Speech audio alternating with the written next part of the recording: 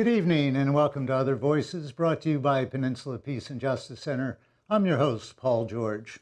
If you were a newly elected President of the United States of America and you were looking for a new leader of the Environmental Protection Agency, you'd want to find somebody who had a lot of experience with the Environmental Protection Agency, the EPA. And Trump found the perfect guy because Scott Pruitt, as the Oklahoma Attorney General, sued the EPA more times than any other Attorney General in the history of the United States. 14 times, and always on behalf of oil and energy companies. That's what we're going to talk about today, Scott Pruitt's war on the EPA.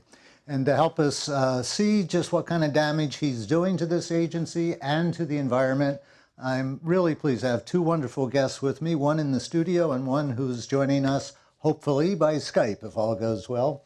Here in the studio with me, I'm really pleased to introduce GLADWYN D'Souza. GLADWYN is an environmentalist active on issues related to energy, waste, and water. He is the chair of the Conservation Committee of the Loma Prieta chapter of the Sierra Club. GLADWYN was a former planning commissioner with the city of Belmont, and he is currently on the Citizens Advisory Committee of Peninsula Clean Energy. GLADWYN, thanks for joining us here on Other Voices. Glad to have you. Good evening. Thank you for having us. And on Skype, and she is there, and I think she's even actually hearing me, Kathy SETIAN is a retired Superfund project manager for the Environmental Protection Agency and a steward for Engineers and Scientists of California, IFPTE Local 20. She is currently an activist with Save EPA, a volunteer organization made up of retired and former employees of the Environmental Protection Agency. Kathy SETIAN, welcome to Other Voices. Thank you for joining us. Say something. Thank you. Okay, it's all working. I'm very happy.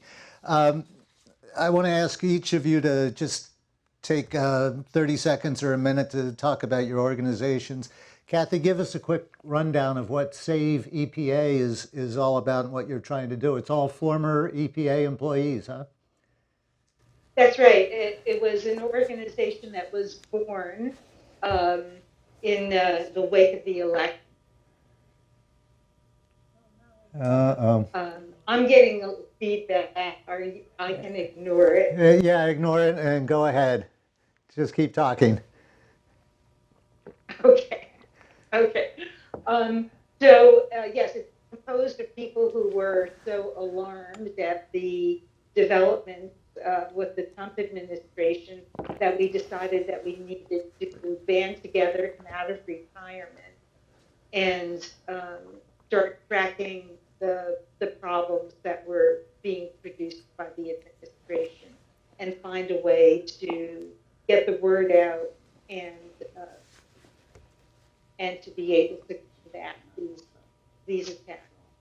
Okay, and GLADWYN, give us a quick rundown of what the Loma Prieta chapter of Sierra Club does. That's the local chapter. What area does it cover first?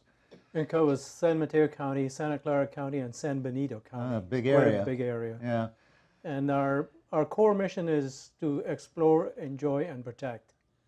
And I think what sticks in the craw of conservatives is the protect part. If we were just a hiking group or an exploration group, they wouldn't care too much. They'd probably join. They used to join us. Yeah. But the protect part, we've probably sued Scott Pruitt more than anybody else. Fair is fair. Fair is fair, yeah. Yeah. You work on local legislation, state legislation, Local advising issues related to biodiversity and conservation, and energy, waste, and water. Okay. Well, again, welcome.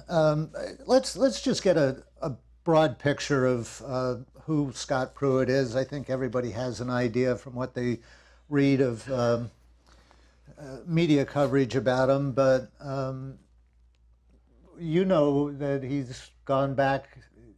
Sierra Club has dealt with him back when he was in Oklahoma as Attorney General. Is that correct? Right. What are some of the things he did there? What's your impression? Who is this guy? He's really gone after, well, who is he? He's a rock star to conservatives. But to us, he's the swamp rat from hell. He hasn't found a polluter he doesn't like. and he's sued on behalf of polluters. So his focus has been pesticides. He wants us to consume more of them.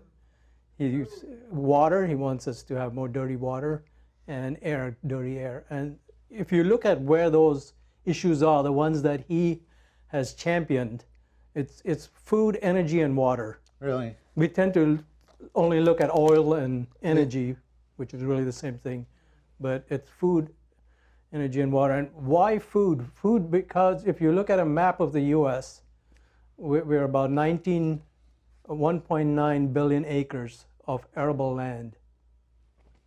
And about 70% of that is agriculture, is big agriculture for especially animal husbandry. Cattle is the biggest one.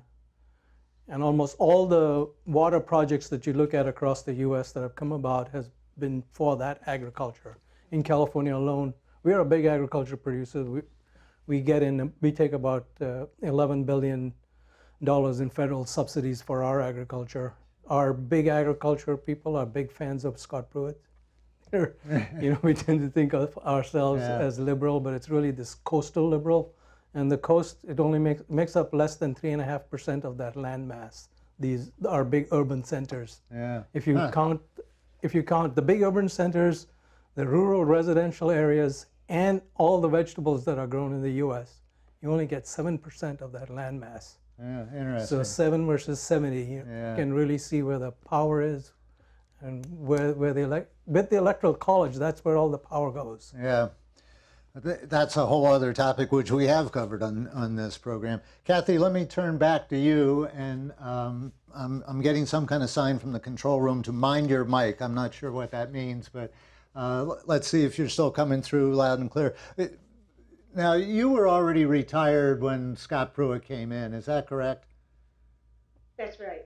So, but what is your impression talking to people who did try to work under him, or just what you know about him, what you've seen? What's your answer to the question, who is Scott Pruitt and what motivates him? Well, I would add to the profile that's already been discussed to say that Scott Pruitt really represented the oil and gas industry in Oklahoma. He actually cut and pasted documents that were produced by one of the big oil and gas companies in Oklahoma onto Oklahoma State letterhead and sent it to the EPA in protest of whatever particular regulation was being discussed at the time. Yeah, I remember reading about that, and the PR guy from the energy company, I think, congratulated Scott Pruitt on such a wonderful letter. Yeah, his talents lay in second grade cut and paste. So let me get a little specific with you, because I learned one thing from you talking to you on the phone that I hadn't actually come across in my research for this program. You were a Superfund project manager for your 20 years at the Environmental Protection Agency. And one of the things we haven't heard about Scott Pruitt doing is messing around with the Superfund. I think he's actually asked for a little bit more money for the Superfund. But you told me that he's actually messing around with the Superfund program in a rather significant way. Can you talk about that? Right. The Superfund program, first of all, for people who may not be familiar with it, it cleans up the worst contaminated land site in the United States. Every state has its own Superfund program, and if the state has adequate resources, they'll handle those smaller sites themselves. But for the sites that would exhaust state resources, those become the national priority list sites. So there's about 1,400 national Superfund sites. Wow. And that's what EPA manages. So for those sites, those require a lot of study and analysis, because you can't see the contamination on the surface. It's not something you can see or you can smell. It's typically something that's hidden beneath the subsurface. So it requires a lot of study in order to determine the extent of the problem. And the people who are studying the problem are the ones who make the recommendation as for what to do about it. So that's the way the decision-making generally goes in the Superfund program. But what Scott Pruitt has decided to do is to take back decision-making to himself, so that for what he considers the worst sites in the country, instead of having the people who know the most about those sites making the decision, they're going to have to allow Scott Pruitt to ignore the science and ignore the people who know what's going on with the site and let him second guess them. And I'm guessing he's doing this because the polluters are the ones who ultimately are asked to pay the tab for the cleanup. Is that correct? That's right. The reason why Superfund program is called Superfund is because originally there was a tax on the chemical industry and on industry in general, and it generated a very large fund. That's why the program is called Superfund.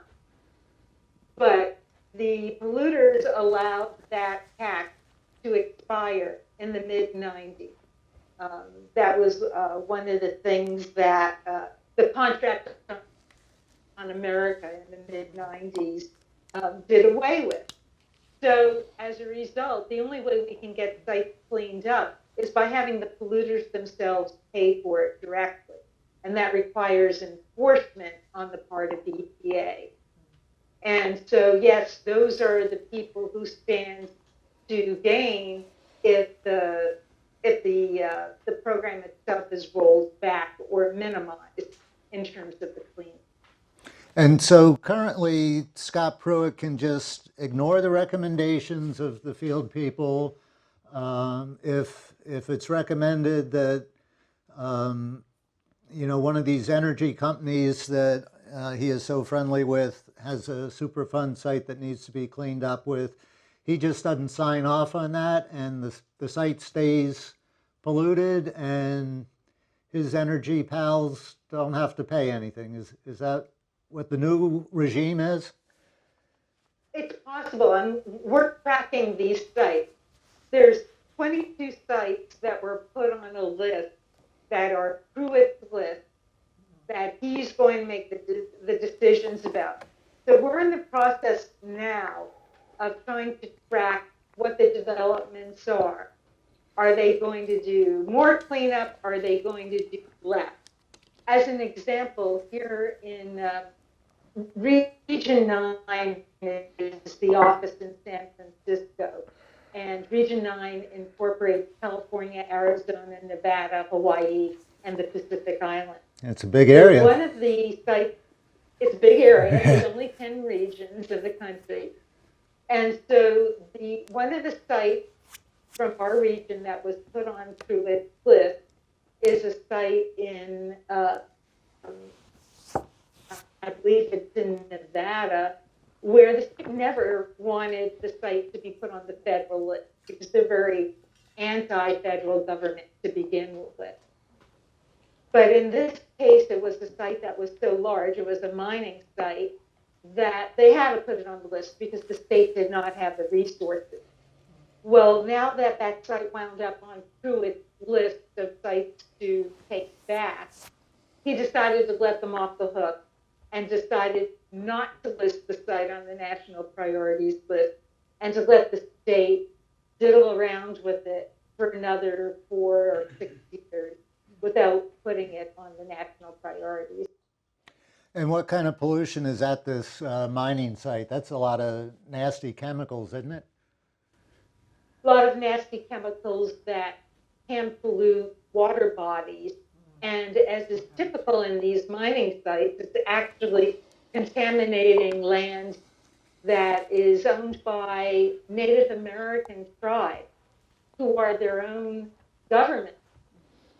And so they have protested against this action because they want these sites cleaned up, but they're being just overridden, the same as we see in so many other situations with the Native American tribe and the protection of water. Boy, oh boy. Okay, well, thank you for that, because that's, like I said, that is something I did not come across. He's made a lot of overt moves to repeal regulations, especially ones imposed during the Obama administration.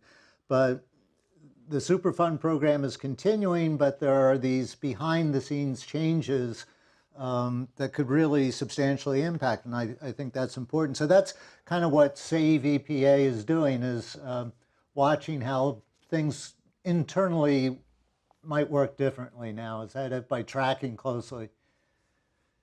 Right, exactly. Okay, well, thank you for that insight. Let me turn back to the studio here with GLADWYN D'Souza from the Sierra Club. We had some major announcement from Scott Pruitt just yesterday. This is being recorded, of course, on April 3rd, and yesterday, April 2nd, he announced that he wanted to lower the emission standards that were set during the Obama administration, and perhaps more significantly for those of us who live here in California, he wanted to rescind California's exemption to set higher emission standards. You want to talk about that and the impact that might have not only for California but nationally? Yeah, Kathy made two really good points. One is that this is an old struggle. The Superfund sites in the 90s, that was Gingrich. And Bush tried to roll back the clean air standards, and we sued. They stopped it in the courts, and there were some moderate Republicans around at that time, and they helped stop it. Actually, the struggle goes back even earlier, for those who remember Gorsuch at EPA, and James Watts. These were what were called the Colorado Gang. They were brought in by Joseph Coors. I remember being out petitioning to get Watt fired. Right. Her son is now on the Supreme Court. And that's right. That's right. So raised in the right kind of family, I guess. So this is an old struggle. And it gets worse every 16 years. And we got to be cognizant of what's going to come up, 16 years from now. Yeah. Maybe Pruitt could be president, because he's spending a lot of his money right now visiting the major fundraisers for the Republican Party. That's what he does when he flies back on the private jet every weekend back to Oklahoma. Yeah, or first class. So that the other good point that Kathy raised was he's an agnotologist. Agnotology is the spread of culturally induced ignorance. And that's what he's doing when he shuts down information websites, when he takes scientists that should be answering critical questions to society, and he puts them out. He's assigned some of them to be his bodyguards. He's taken people who used to prosecute for the EPA and made them his personal bodyguards, giving them really boring work so that they'll quit and go elsewhere. And he can nominate scientists to that position who are going to be there with us forever because of the unions at the EPA. And so he's changing the very structure of the organization so that we will be stuck with it forever. And he's doing it through agnotology. And that's, this whole process of denying what science does, it became a core component of the Republican Party. And I think the reason why Scott Pruitt is so popular with conservatives today is he's taken it a step further. He's taken his legal background and he's been able to put it on steroids. Let me ask Kathy to step in on that, because Kathy is a union steward. You represented a lot of these EPA scientists, did you not? And that's right. Our union is... Go ahead.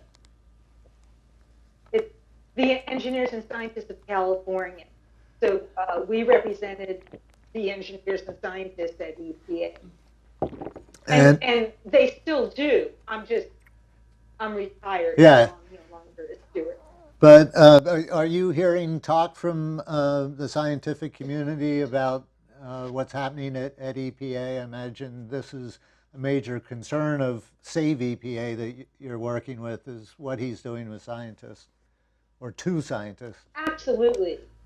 Absolutely. The administration has cast a pall over the entire workforce, but especially the scientists and the engineers, because of the things that you've already been talking about here. They have to deny science, because if they admitted that these problems were real, they would have to do something about it. And they don't want to change their business plan. They don't want to change the way they make their money. They don't want to change the power structure of the United States. And the only way they can maintain those structures is by complete denial of reality. And that's why we have these attacks. Yeah, it's one thing that this administration seems really accomplished at, is denying reality. I do want to go back to talking about this rollback of the emission standards, and most especially the exemption that California currently has under the Clean Air Act, I guess it is, to set higher standards. So I think when you look at the big picture, those items are going to be sued. They're going to end up in the court. When EPA brought them forward, they were very rigorously vetted in the courts. So I can see them not going very far with this. It's an attempt to take resources that should be used to be against polluters and put it in the courts now to defend something that essentially shouldn't have been brought forward because it had been well vetted through the legal system. So there's not, even though he's attacked the Clean Water Act, he's attacked the Clean Air Act, there's not going to be too much change happening there. Where the change is happening is under the table, by moving scientists who were committed to the process out into boring jobs where they might quit 8 years before a new administration comes in and can bring them back to doing interesting work that they were committed to, by making it hard for engineers who are saying, we shouldn't be putting infrastructure in places where it's going to be flooded by climate change. Those are the things that are going to have lasting change. He's made it illegal for the EPA to talk to the press. He said that if he's at a radio or TV conference, there cannot be an audience asking questions. Oh. He can, EPA, you can't bring a notebook into a meeting with him, because he doesn't want something that's found under the Freedom of Information Act. That's the incident that Kathy had mentioned about Devon Energy's lobbyist writing the memo that he became famous for, was uncovered through a Freedom of Information Act by the New York Times. So they could have the paper trail of how right. they got So that he's letter. made that illegal. So if you're an EPA employee, you can't have a notepad in a meeting with him. He just spent $25,000 on a phone booth in his office because he doesn't want his talk with lobbyists to be recorded or heard by anyone else. So that's the secrecy that Kathy had mentioned. He's turning it into an institution, and that's the legacy that we will be living with 8 years from now, if hopefully when this administration changes hands. I understand also that he won't give the media his own public schedule.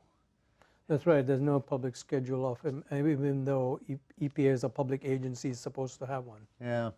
Kathy, can you add anything to this from your vantage point with Save EPA and talking to maybe people who have worked there more recently about these hidden internal changes? You mentioned some of the things he's doing with the scientists.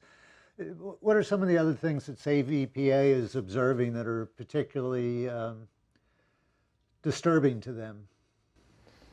Well, I think that all of these things are absolutely unprecedented, and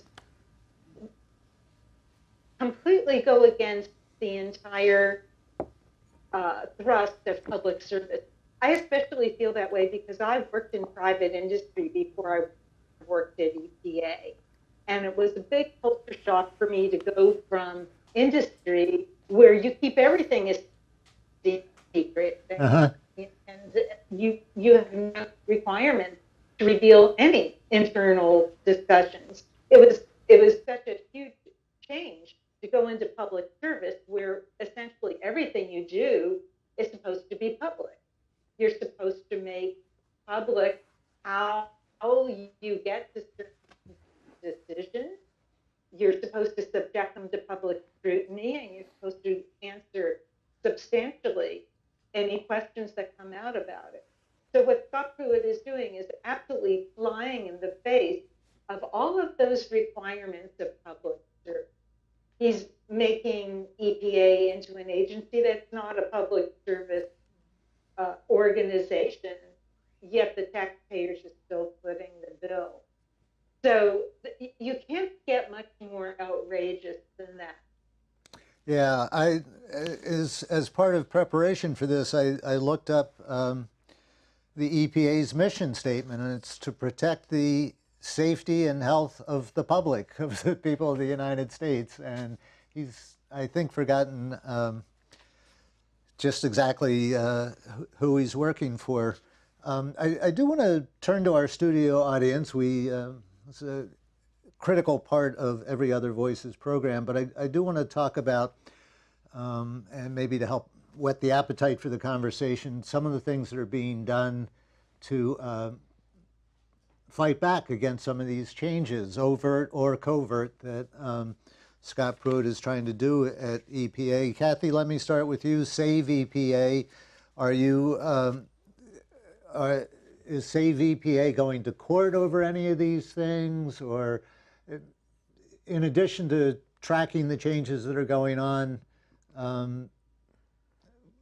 what are you doing to kind of protect EPA's original mission and make sure things don't go too far afield, that they can't be gotten back on track when sanity returns in some form or other to Washington, D.C.? Not that sanity will ever return to Washington, D.C.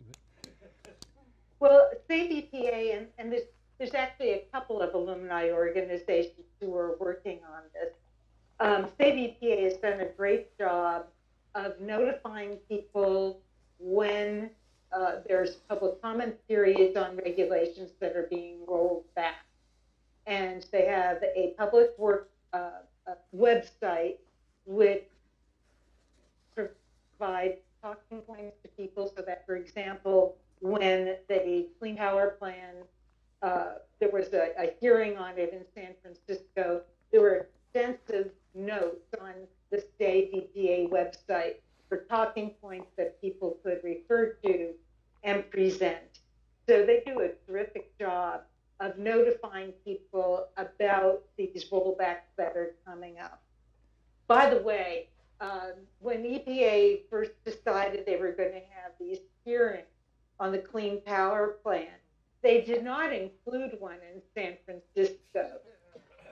They included only 2 hearings in the entire country. And eventually they found out, well, they had to add a few more. So they added one in San Francisco, and they added another one in Gillette, Wyoming, which who knows what the population of Gillette, Wyoming is. It's just that it happens to be, I believe, a coal mining or some other kind of mining town. Yeah, it's coal mining. I looked it up.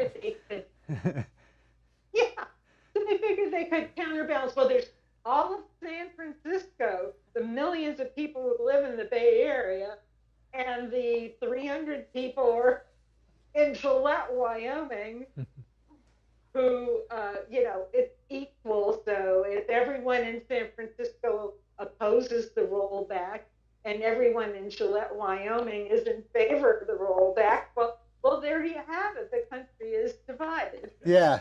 Well, California and Wyoming have the same number of Senate votes and electoral college votes. That's exactly right. So there we go.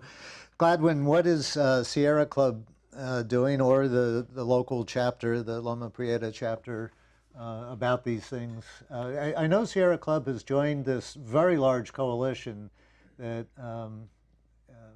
is trying to has just launched a program to try to bring grassroots pressure to get rid of Scott Yeah, we Pruitt. organized bus rides from here up to the hearing in those San hearings Francisco at for the Clean Kathy's. Water Act, for the rollback of the Clean Power Plan. And then we also had bus rides up to Sacramento when they wanted to open the coast up for drilling. Remember that? Yeah. And that was held in Sacramento. One of the questions we asked was, why is a coastal issue being held in an inland city? It was exactly what GLADWYN said. Yes. So you are literally mobilizing people Yes. To get to these hearings, and I think anybody who's on Sierra Club's Loma Prieta's list know that you put out alerts to contact Congress or state legislator about different things. Do you want to say anything about this new campaign, or you're not really up on what's going on with it? There's a list of about 20 national organizations that are working on it. Scott Pruitt must go, I think they're calling it. That's right, Scott Pruitt must go. But that may fall on deaf ears on this administration. Yeah. That worked on Ann Gorsuch because of the strong leftovers from the Nixon administration who were cognizant of the environmental issues at that time. I don't think that'll work on this administration. But, that doesn't seem but we need to say it. We need to make the statement that within the press that there is this opposition, and that at some time the stars will align with us, and we will get a change over there. Yeah. All right. Well, let's bring the audience into this. And the way this works is Crystal will show up with a microphone if you hold your hand up. And you can ask a question, you can make a statement. I just ask that you keep it short enough to allow everybody to have an opportunity.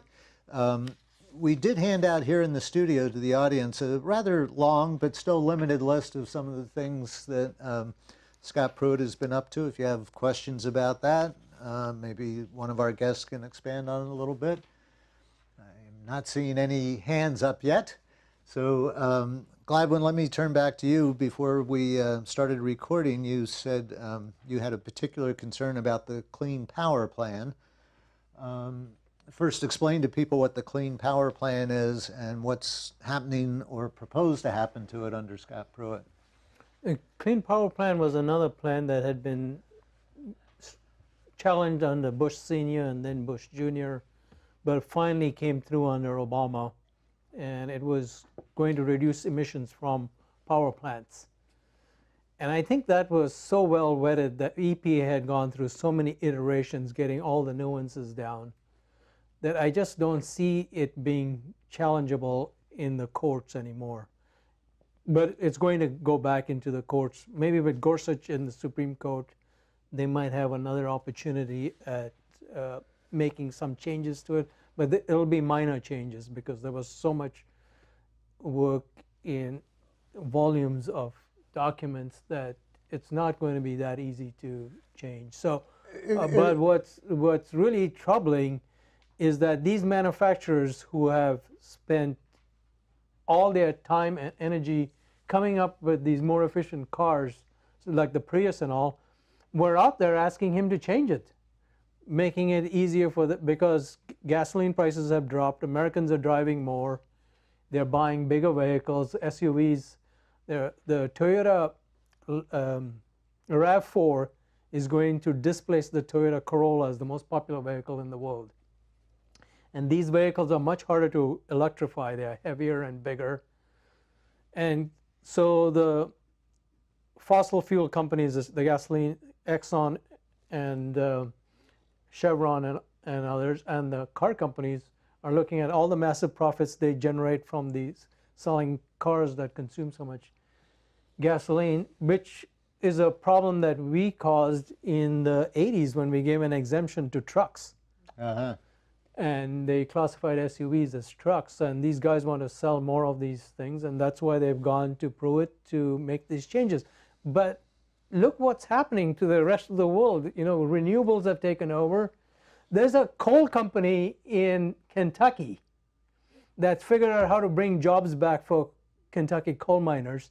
They're going to put 200 megawatts of solar on their rooftop mining.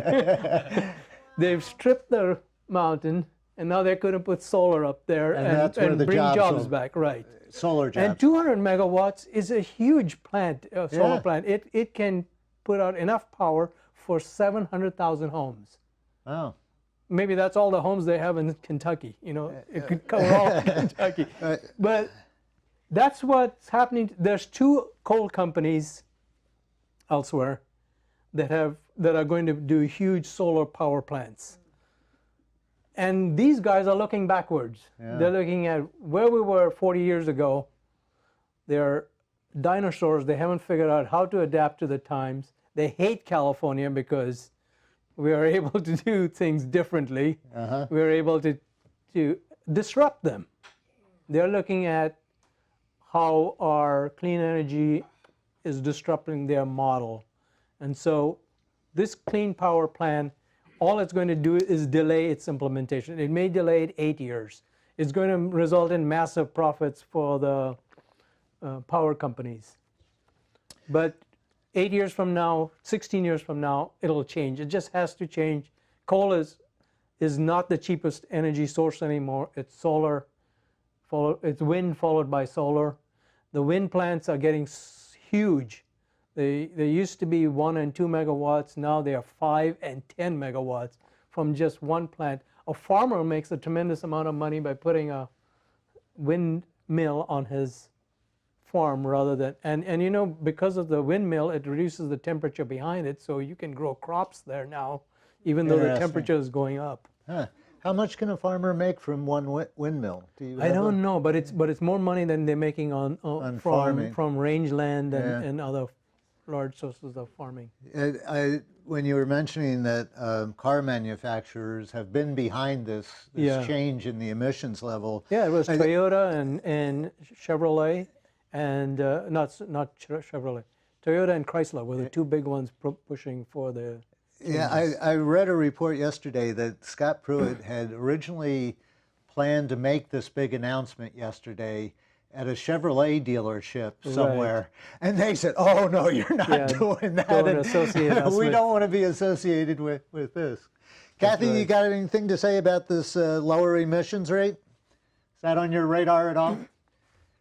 Oh, it's definitely on my radar, and I'm not an expert in this area, so we have to wait and see. In all of these situations, there's a push and there's a pull, and none of these situations are as easy or as straightforward as the Trump administration would have you think.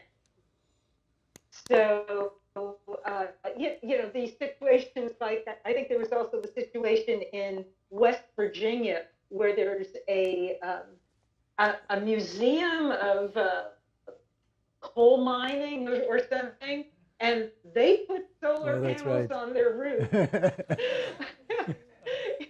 So you've got all of these contradictions going on in the country. The same way also on the political situation, because you were mentioning about how the Nixon administration officials had some influence on limiting what the Reagan administration officials were able to do. But today, every single Republican administrator of EPA has come out against Scott Pruitt and what he's doing. One of the most vocal ones has been Christine Whitman, who was the governor, the Republican governor of New Jersey. And she was the administrator of EPA, and she has been very vocal. She's written several op-ed pieces in the New York Times and other newspapers saying that 100% opposed to what Pruitt is doing. And there's other Republican administrators who have done the same. So this is not a simple world we're living in, even though the logic of the Trump administration is to make you think everything's straightforward, you know, America's been taking advantage of, and they're going to right the wrongs. It's not that simple.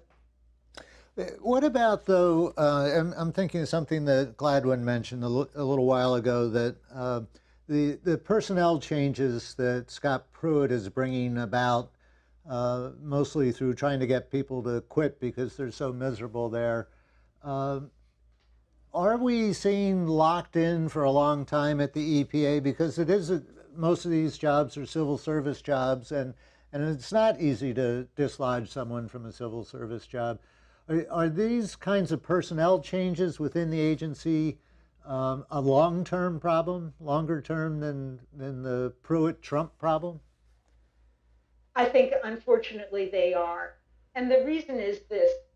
They've decided, and it's pretty smart from their point of view, they've decided that instead of picking big fights and actually laying people off, that they would buy them out. So they've had hundreds of EPA people walked out the door on early retirement. And they have money in their budget set aside for further workforce restructuring. Now, the interesting thing is that the Republican Congress, which typically is completely in favor of these policies, have decided to have a little power struggle about this. So even though they're probably completely in lockstep favor of dismantling EPA, they've decided they don't like it that the Trump administration is doing it unilaterally. So they recently passed a budget that includes specific instructions. This is from the Republicans, that the administration just can't willy-nilly go restructuring the civil service workforce. So it's crazy because the Trump administration is doing what they want to do themselves, but they've decided to put their foot down and say you can't do it unilaterally without us. Interesting. Okay, so I see some hands now in the audience. So Crystal, if you can bring the microphone, and when you get the microphone, if you would stand up so our camera people can get you on camera. Well, going back to a horrible thought that GLADWYN raised early in the program about Scott Pruitt as President of the United States. Perhaps I'm being a little too suspicious of Scott Pruitt, if that's possible, but he's been such a canny builder of his career over the previous decades. I wonder if you think there's a chance that some of his flashy Sue California plans are not so much because he thinks he'll win in suing California, but because it will raise his profile with potential backers for a future career when Donald Trump is just a bizarre nightmare that we're striving to awake from. So I don't know if you can comment on, in particular, how really you think the campaign to deprive California of its permission to have a higher tailpipe emissions standard. Is that a serious effort on their part, or is this sort of performance art by Scott Pruitt about how much he hates California and those people who... I think you hit the nail on the head there. It's an interesting question. He is looking at things that are red meat for conservatives, especially the big funders. The political process has been messed up for a long time. You know, where did George Bush Jr. come from? You know, what was his qualification? Where did Dan Quayle come from? These guys, they're brought forward. Dan Quayle, for example, came out of Eli Lilly, and he ended up on the Council for Competitiveness, where he took away the standards by which drugs could get approved, and the big drug that came out of there was Prozac. So these guys, our political process is the best money, the best government money can buy. And these guys have the money. They get the money out of our extractive economy, from coal, from forests, from being able to take water away from Indian tribes and other places and pollute it. That's where the coal waste goes in. Scott Pruitt has sued over Chesapeake Bay, the cleanup of Chesapeake Bay. One of the reasons why the EPA Clean Water Act was written.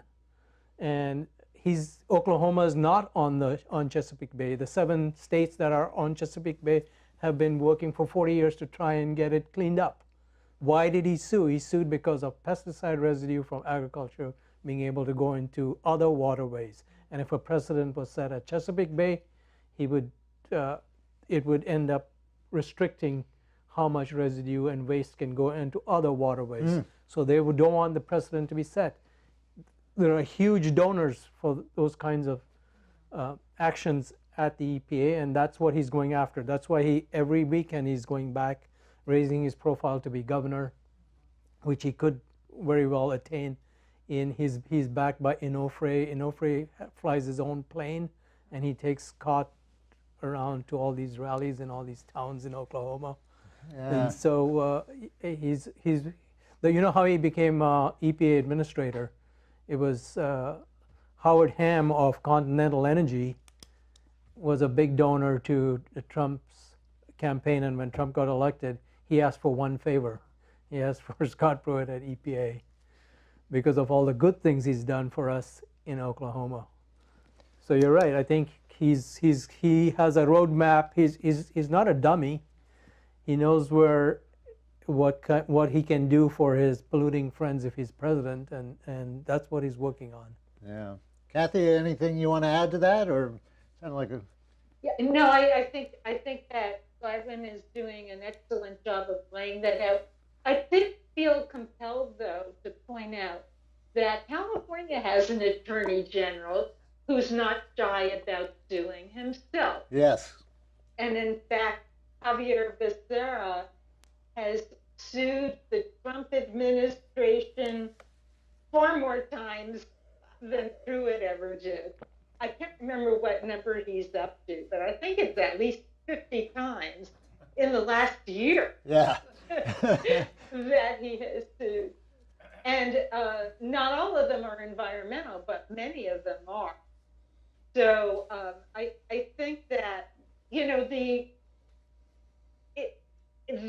story is not over, and they do not have a free path to do all the things that they want to do. And that's why it's so important that we continue our grassroots organizing, because these things that we're doing actually do have an impact. The ball is in play. It's not over, and there's a lot of reaction, and there's a lot of political people who are very concerned about their own career. I think that's an excellent point. Okay, we have another question here, and the microphone's right there, so that's convenient. Following up on Pruitt's motivation for what he does, to be generous, you could say that he actually believes that having less stringent standards of pollution, while it might damage some people and kill some people, it would be better off for, say, American industry in general and the economy in general. And the trade-off would be more benefit despite all these deaths and injuries that occur. But you seem to be implying something else, that he's actually interested in benefiting certain industries that will contribute money to him rather than the economy as a whole.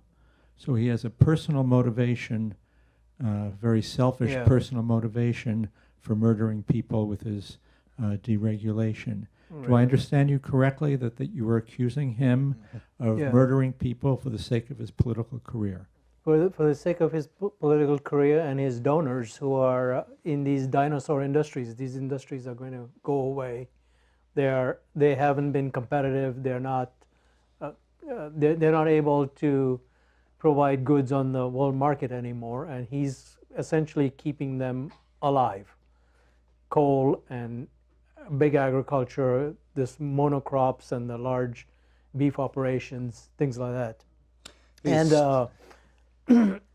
by being able to keep them alive, he's doing exactly what GM did when they kept selling those big cars, even though they knew that fuel-efficient cars had to come along somewhere. They did it until they went broke. because it wasn't, they were still paying themselves the big salaries on the board. They really didn't care that the shareholders were going to lose their shirts in GM. In fact, I had some GM stock that I got zero back on. Not stock, I had bonds in GM that went down to zero. So it's possible that Scott Pruitt knows this game too. It's an old game.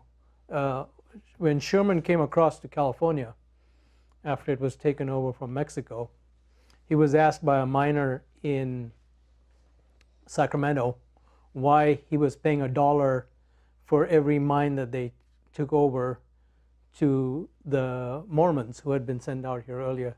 The Mormons made more money on the $1 tax for each miner than they were making from the largest gold mine, Placer County. But what Sherman noticed was that all those mines that were surface mines in California were going public on the East Coast. And people were losing their shirts out there. Right. That's how old the system is. It's not a new system. When we talk about the dot-com bust, right? And Scott Pruitt is part of this game. He is a lawyer. He knows how well it's done. He knows how you can take a dirty shale fracking operation. That's what Howard Ham runs in Continental Energy. You can pollute all the water out there. People are going to drink that. Some of those taps, you can strike a match and they go on fire. Your drinking water tap, right? And there's nothing you can do about it because of how the legal system is. Probably because of when Dick Cheney was vice president, he changed the rules on how those kinds of things were monitored and reported on. And that goes back to agnotology. The less data we have, the less we know, the less we're able to contest these issues. And that's why it's really important what we do when we have these grassroots actions protesting these things. The Sierra Club helped make fracking illegal in San Benito County. We've also tried to do it in Monterey County. We failed in Santa Barbara County, but all these actions help. At some point, there is enough people saying, hey, if San Benito can ban fracking, maybe we can ban fracking. And then these Howard Hams, they can't come along and buy the next government. Has Pruitt proposed anything that we should be aware of in regard to fracking, now that you bring it up? He's sued EPA over water limits on fracking water, and he's... when he was back in Oklahoma. When he was back in Oklahoma. Has he done anything at EPA on that? Yeah, he did. They just rescinded a Obama rule on... methane measurement at fracking facilities? Yeah, it may be on your list. Yeah, it probably is. Kathy, do you know anything about regulations regarding fracking that he's messed around with? It had to do with small streams. Not specifically. Okay. Yeah, it is such a long list of things. You know, I would need 30 experts in different fields here to keep up with them. But and that's what they're hoping will happen. They're hoping that the problem becomes so big that we ignore it. That's what's happened with agriculture. We in the urban areas, we are driving the demand. Meat consumption is going up, which is really good for all these big operations in the Midwest. And that's why they are trying to make sure that they can still pollute waterways and airways. Anybody else in the audience? We're running out of time. Okay, Crystal, up here in row 2.